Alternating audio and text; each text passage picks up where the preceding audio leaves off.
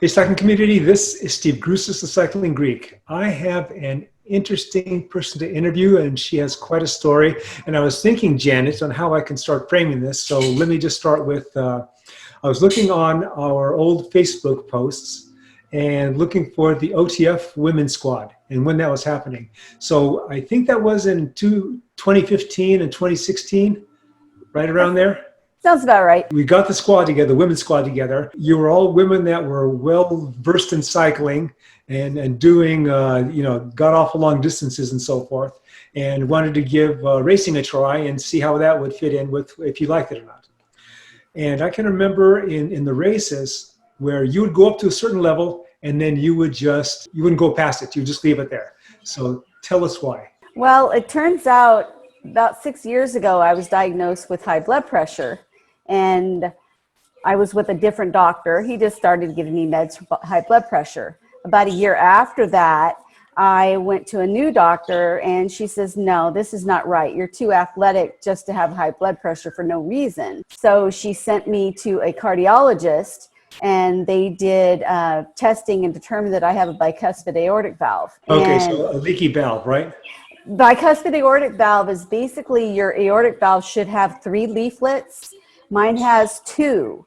So my most recent cardiologist explained it as fish mouth. You know what a fish looks like when they're out of water? My valves do not totally close. So basically I have a heart murmur, but it causes, because it's the aortic valve, which is the main valve that leaves, the heart, I have maybe 50% capacity in my blood. So it's harder for my blood to circulate.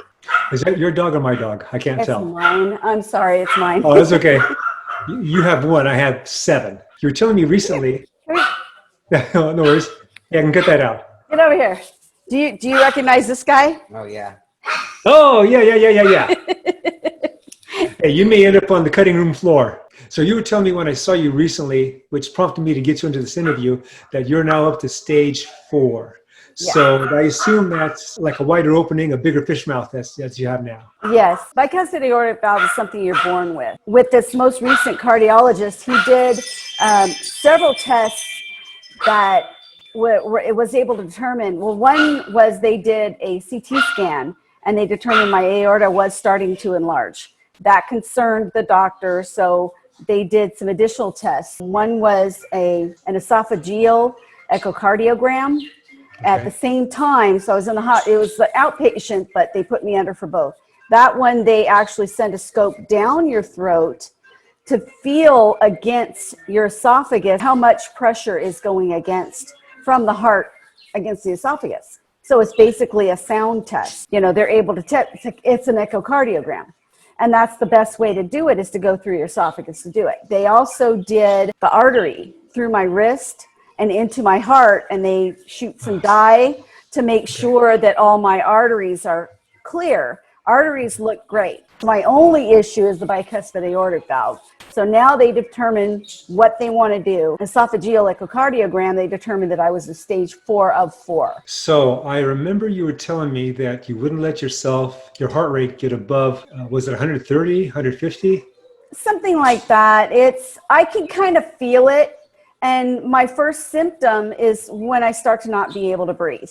So it's a typical person, let's say, that runs, it's not usually runner, they get out of breath. I exercise a minimum of an hour a day. So the reason I'm out of breath is not because of physical or any kind of exertion. It's because my heart rate is getting too high and my body can't function. So I can't breathe. So I just keep the heart rate down. And I don't know if you've ever been behind me cycling, but I'm what we call a masher. I have to keep I have to keep my cadence down around 80, maybe 90, rarely over 100 for any extended period of time. I use my big gears a lot. Let's talk about your athletics. When did you start cycling or running? Because I know you do both. I started running at about 2010. About the same time I started doing, well, I don't know if you remember Jennifer Alcorn. She had those boot camps. I Yes. started with her boot camps, and some of the people I met just started running as part of the boot camps. I got into cycling in 2012. Okay, so with the running, you've done and still do, I think, marathons, correct? I did my last marathon in Boston in 2017. Oh, After a bucket list, I decided that they're so hard on the body and they're so hard on the feet as far as, blisters and things like that. I limited it to half marathons. And I did, because of COVID, I only was able to do one half marathon this year. And that happened to be right at the end of February, right before COVID hit. And it was in Visalia. And I won my age group by 10 minutes. By 10 minutes.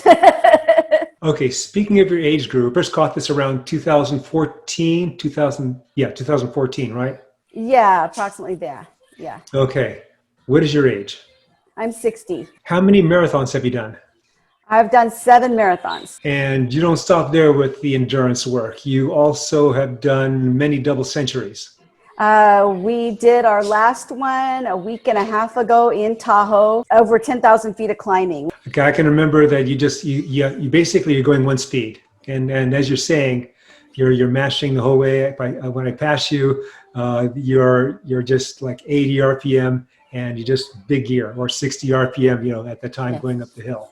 Now surgery has it been set yet? No, I just yesterday got an appointment for a consult with the surgeon on October 14th.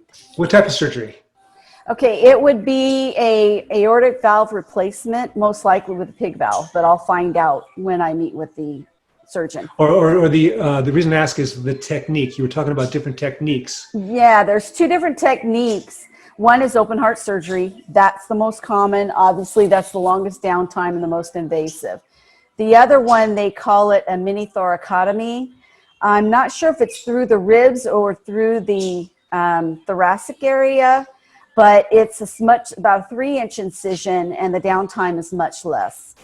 But it really depends on whether they can access it through that location. Apparently, the surgery is easier if you have calcium, because build up on your. It sounds strange, but if you have calcium build up on your aorta, or actually on the valve, they can cut around the calcium, and it gives more of a seat when they put the new valve in. It gives us something to adhere to. Because I have no calcium, actually it's a more difficult surgery. So the healthier you are, the worse surgery that you're going to have. So has it been determined that you are going to have the open heart? I don't know yet. I'll have to find out from the surgeon. This surgeon does do mini thoracotomies if I qualify. Have you looked at his success ratio? No, but I do know people that know him, and he came highly recommended.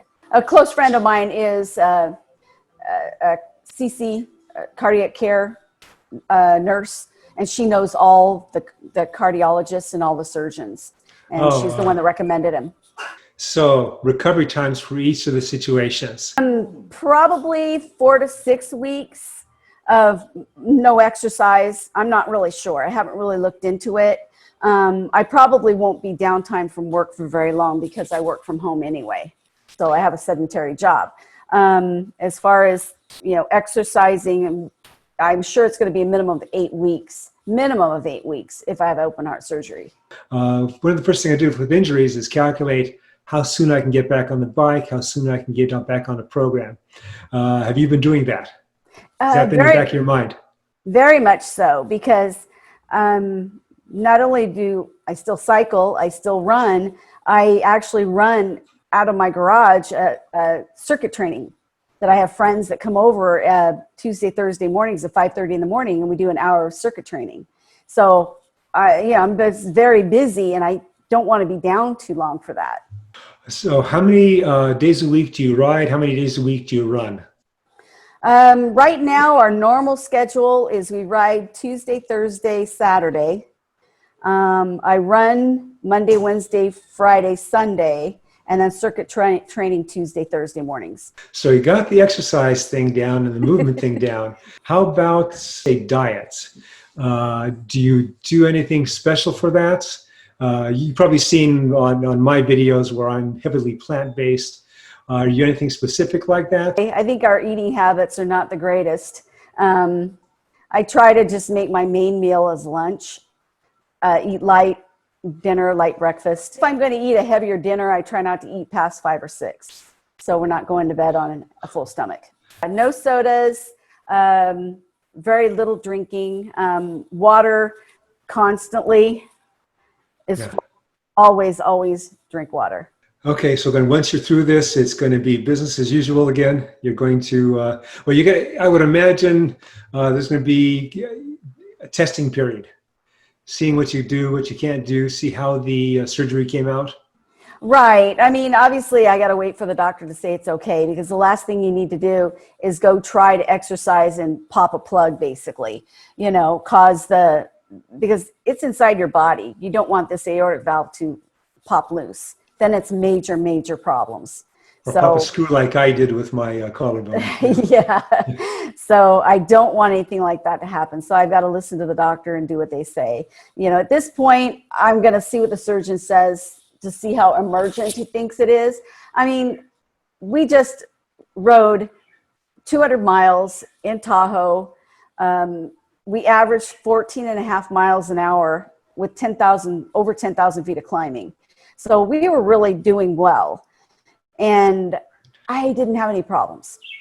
So it's almost like you hate to say, well, why even get it done if you're not having problems? What drew the attention of the doctor is they did a stress test. And while I felt great during the entire stress test, didn't think anything of it because I run all the time, the test showed that I was going into VFib with my lower chambers during stress, during exercise. So that's basically, you've got stress during exercise. And then he asked me, well, what about when you're at rest?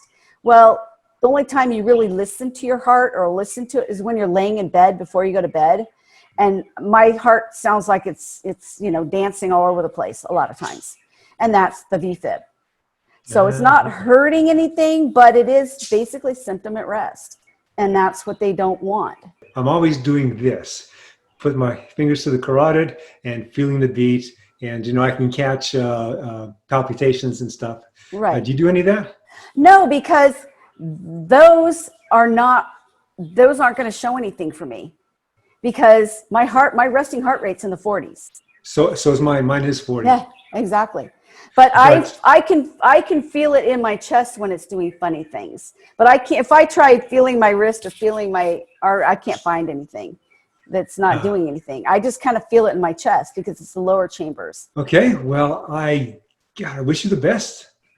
Yeah. Well, thank you. Liz, post on Facebook when you're doing whatever with, when you're going in and all that. Yeah. Hopefully it's going to be in Clovis, so you don't have to travel somewhere and then stay out of town. Yeah. If this doctor can't do the mini thoracotomy, I would be going to Monterey for the surgery. Okay. Well, I thank you very much for your time and for this interview. All right. I wish you the best. I'll see you on the road. Okay. Thank you very much.